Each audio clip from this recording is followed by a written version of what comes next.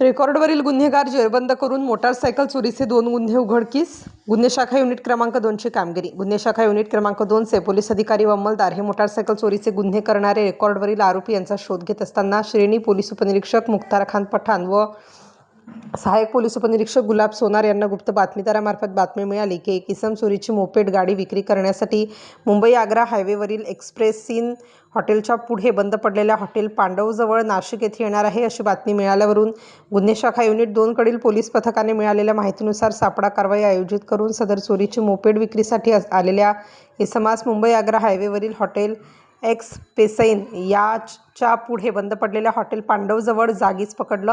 त्यास त्याचे नाव व पत्ता विचारला असता त्याने त्याचे नाव वैभव बंड काळे वय 26 वर्ष असे सांगितले. त्यास ताब्यात घेऊन त्याच्याकडे मानवी कौशल्याचा वापर करून त्याच्याकडून 1,10,000 रुपये किमतीच्या 2 मोपेड गाड्या जप्त करून भद्रकाली पोलीस ठाणे 2 गुन्हे उघडकीस आणून आरोपी यात जप्त मुद्देमालासह पुढील कारवाई कामी भद्रकाली पोलीस ठाण्याची ताब्यात देण्यात आले आहे. स्टार न्यूजसाठी मोहसिन पठाण, नाशिक.